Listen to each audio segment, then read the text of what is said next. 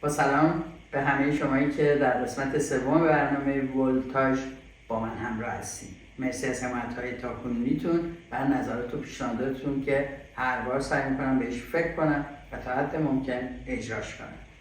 امروز میخوام به مهدی نصیری بپردازم. احتمالاً میگین چه اهمیتی داره؟ اصلا به ما چه ربطی داره که حالا به مهدی نصیری بپردازیم؟ انقدر اتفاقات مهم دیگه هست در سراسر جهان.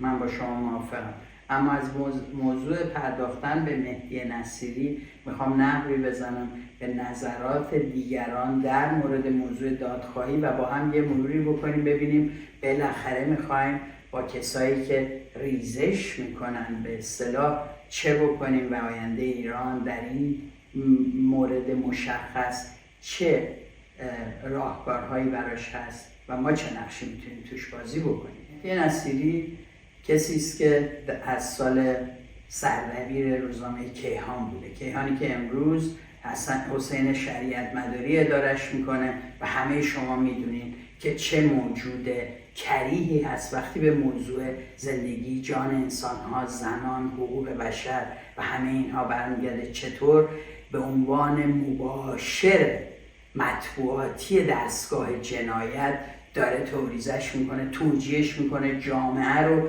بهش مسیر میده، به سکوت وادارش میکنه یا خشمگینش میکنه. این کار نشریات دولتی و وبسایت‌های دستگاه امنیتی و غیره است. خب این کار از زمانی که حسین شریعت مداری اومده سر کار که شروع نشده.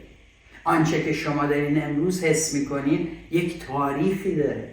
دیگران، نسل‌های قبل از شما و ما هم با این سختی ها روبرو بودن، این ترس ها رو تجربه کردن و ما وظیفه داریم بگردیم ببینیم کیا عامل اون ترس ها بودن و به تداوم این ترس ها و سرکوب ها کمک کردن.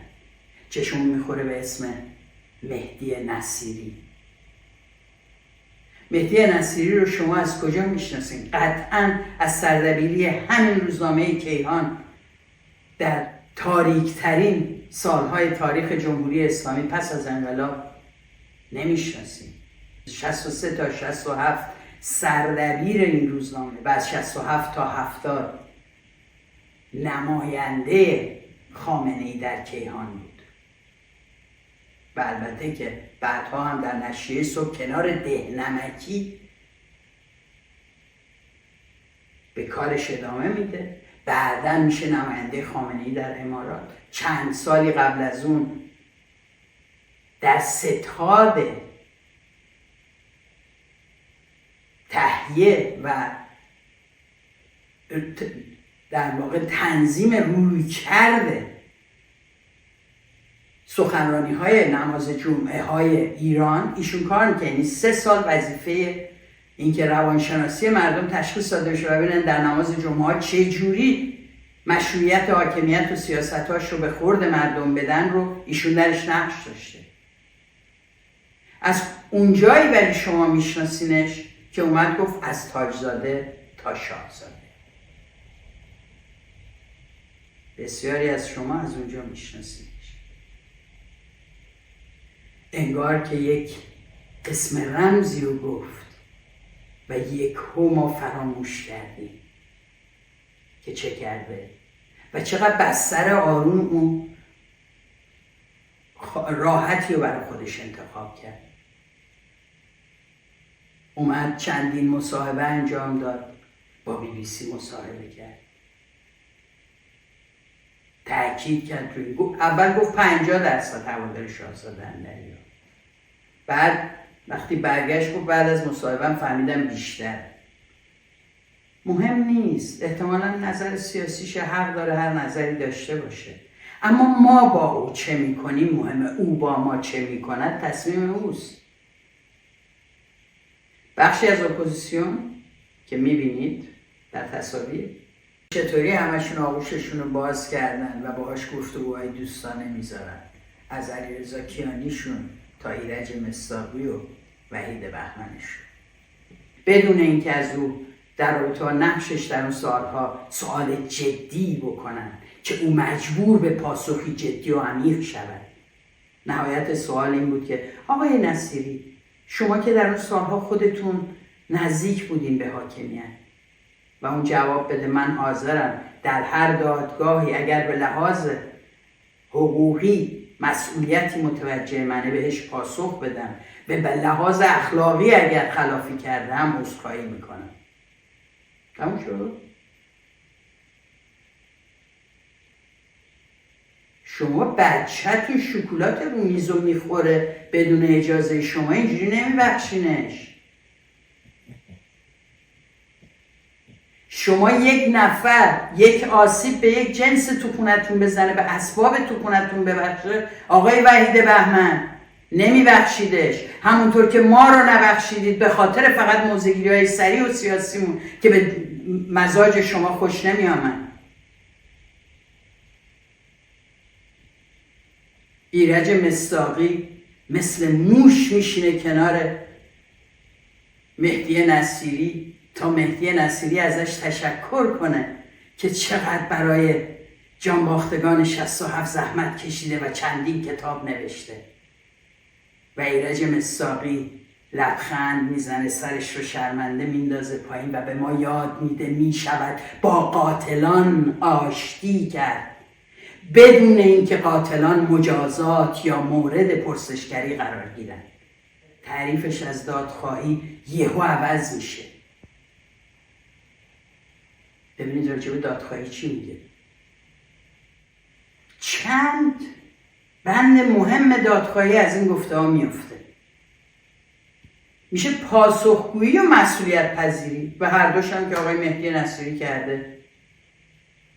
کسانی که در گذشته کارهایی کردن علیه مردم ایران و دستشون به خون آلوده بوده یا دستور قتل رو دادن یا بالاخره کارهایی کردن در این سیستم، با اونها چه باید کرد؟ یعنی در آینده یا امروز باید چیکار کرد؟ من باز هم تاکید میکنم، حالا امیدوارم دوستانی که میبینن ما فکر نکنن در مورد یک فرد مشخص، چون اسم آقای نصیری چند بار اومده، تصور بر این نشه که ما تقابل میکنیم یا توافق میکنیم با آقای نصیری، بلکه ما تحلیل شرایط رو داریم میگیم. بفرمایید جناب مصداقی. بله، من بگم از نظر من هر کسی که دست در جنایت و کشتار داشته باید پاسخگوی اعمالش بشه و من شخصا خودم به عنوان یه نفری که هم دادخواهم و هم موضوعات رو دنبال کردم به لحاظ حتی حقوق بشری. دموکراسی نمیتونه در جایی استقرار پیدا کنه مگر اینکه دو تا چیز باشه، یکی مسئولیت پذیری و یکی پاسخگویی. نه بیان حقیقت و روشن کردن آنچه که او میداند مطرح میشه، مگر نه اینکه حقیقت و دانستن حقیقت حق قربانیانه. چی میشه که یه ایرج مصداقی با این حافظه‌ای که این هم بهش مینازه فراموش میکنه همون مهدی نصیریه ها که من تو زندان بودم دوستان میبردن تو راهروی مرگ و او در بیرون وظیفه سکوت در اصلی ترین نشریه تحت کنترل حاکمیت رو داشت. میشود یه از تاجزاده تا شاهزاده گفت، یه چند ساعتی هم دستگیر شد یا اساساً دستگیر شد و تبدیل شد به رهبر داخلی یک گرایش سیاسی. چرا به این فکر نمی کنیم که همینا اونایی که نرگس محمدی رو به دلیل شرکت در انتخابات همون رژیم چنین به باد اتهام میگیرن، برانداز بودنش، مبارزه و مقاومتش رو زیر سوال میبرن؟ چطوری میشه؟ این استاندارد دوگانه از کجا میاد اگر صرفا یک یارگیری برای به قدرت رسیدن نیست؟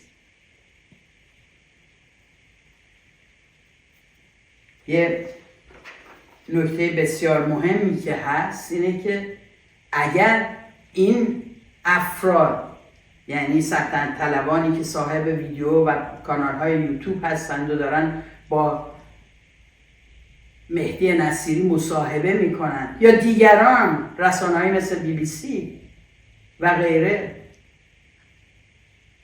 اگر مصاحبه میکنن و این سوال مهم رو نمیپرسن، اما کانالی در داخل ایران به اسم حرف نو با مهدی نصیری یک مناظره میذاره سر این، با یک طرف اطلاعاتی تا در مورد 67 پرونده 67 با هم به گفتگو بنشینه.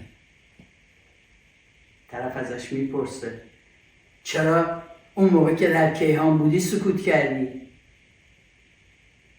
نصیری جواب رو به تعریق میندازه و بعد به ما میگه چرا ما سکوت کردیم؟ به خاطر اینکه ما اسیر ایدئولوژی بودیم، اسیر تعصبات ایدئولوژیک. فکر میکردیم آقای خمینی مظهر اسلام نابه، فکر میکردیم آنچه که آقای خمینی میکنه به نمایندگی از امام زمان داره انجام میده. همه اینا بعداً به این نتیجه رسیدیم که غلطه، اینا توهماته، اینجوری نیست. بنده برگشتم، بنده در واقع اساس انقلاب 57 غلط میدونم، ماحصل انقلاب 57 را که به جمهوری اسلامی انجامید فاجعه برای دین و دنیا و معنویت و فرهنگ مردم ایران میدونم. من برگشتم از این مسئله. اگر من نمیدونم به کیهان مراجعه کنیم، هر موضع غیر انسانی گرفته باشم، من عذرخواهی میکنم از بازماندگان این اعدام ها، عذرخواهی میکنم، پوزش میطلبم به خاطر اون موضع غیر انسانی. میگه اگر دسترسی به آرشیو کیهان میسر شود که فعلا ندارم، میتوانم به شما بگویم چه گفته. شوخی میکنید؟ یعنی واقعا شوخی میکنید؟ با ما دارین شوخی میکنید؟ آرشیو نشریه کیهان و جمهوری اسلامی رو در تمام سالهایی که منتشر میشد من به شکل CD دارم. آقای نصیری تمام آرشیو رو در تمام اون سالهایی که داشتم راجعش تحقیق میکردم، در رابطه با کشتار 67 تحقیق میکردم، در رابطه با شکنجه و اعدام زندانیان سیاسی در دهه 60 تحقیق میکردم، اینا رو دریافت کردم و خوندم. میدونین چی جاش خالیه؟ کیهان سال 67. یعنی مجموعه کیهان‌های 67 به گفته مؤسسه کیهان بخش آبونمان و ارسال پستیش وجود نداره. شما که سردبیرش بودین هم ندارین یه نسخه ازش؟ حتی یادتونی شما که این همه راجع به مشروطه و تاریخ قدیم و غیره برای ما سخنرانی میکنین و حرف میزنین و تاریخ مقایسه میکنین و دوره‌های مختلف رو قیاس میکنین، یادتون نمیاد 67 که سردبیر بودین چی گذشت؟ باور کنین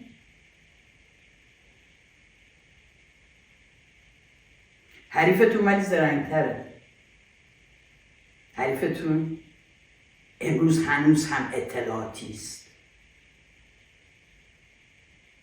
بهتون میگه شما که حالا که میدونین چی به بحث اضافه کردی؟ جز اون چه که منتظری در همون سال گفت و میگه همه میدونستن آقای نصیری، همه توی دستگاه میدونستن.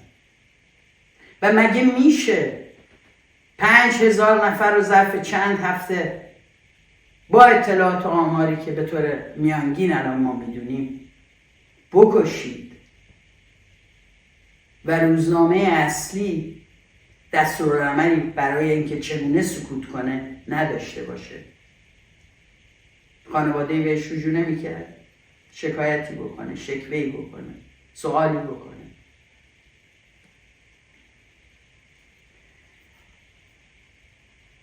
میخوام بگم که اگر از مهدی نصیری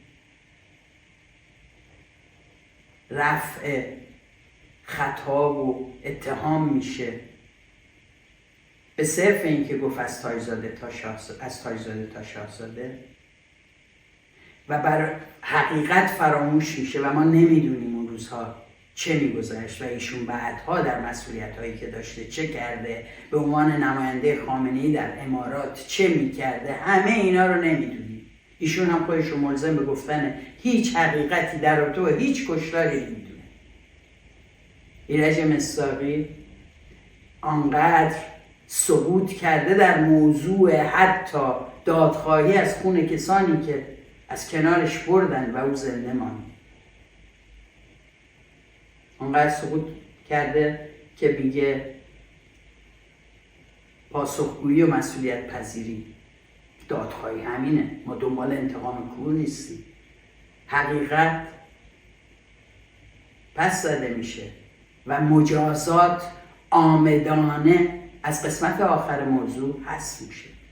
دادخواهی بدون مجازات عاملین و آمران این کشتارها معنی نداره دوستان عزیز. بخشش توسط شما صورت نمیگیره.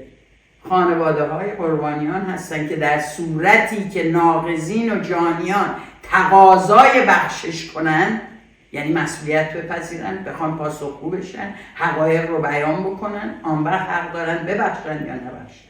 جامعه اون موقع به این تقاضای بخشش پاسخ میده، پیشا پیش واردش نمیشه.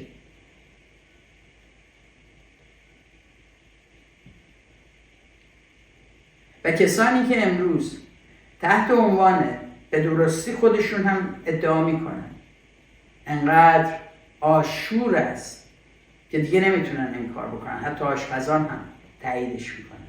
میدونین چی میگن؟ میگن که وقتی ما از ریزش صحبت میکنیم، دقیقاً فرماندهان بدنه سپاه، این آدم های معمولی هستن. آدم های معمولی هستن که تو خیابونا چش هدف میگیرن. آدم های معمولی. عاملیت انسان ها کجا میره؟ مگه نه این کارگرانی که اعتصاب میکنن بیکار میشن؟ چی از دست میدن؟ همه چیشون از دست میدن. انتخاب میکنن. مگه زنانی که رفتن تو خیابون این همه هزینه دادن؟ انتخاب کردن. همیشه انتخاب دیگری وجود داره. و 46 ساله که اینها انتخاب کردن اون طرف بیستن. و اگر امروز جداشن که چه خوب، یا فردا جداشن به دلیل آنچه قبلا کردن، باید پاسخگو و مجازاتی بشن که درخور آسیب هایی که به انسان ها زدن باشه. اگر از دادخواهی حرف میزنی بدون مجازات، شما اتفاقا این چرخه رو ادامه میدید. این تمام بحث هایی نیست که به موضوع دادخواهی برمیگرده. جنبه های مختلفش تو عرصه بین‌المللی، تو عرصه داخلی، تو مادامی که حکومت هست نیست، چه کسانی دادخواهند و غیره، بحث هاییست که در دوره بعد میتونیم بهش بپردازیم. میدونم که بحث تلخی بود، ولی تاریخ ما سالهایی که گذشتن سالهایی هستن که برای مایی که تجربهشون کردیم نمیگذارن و من قطعاً به سهم خودم اجازه نخواهم داد اون تاریخ بار دیگه برای شما یا نسل بعدی تکرار بشه با هر حکومتی تحت فرمان، هر نوع زاده‌ای. تا برنامه بعدی، روز و شبتون خوش.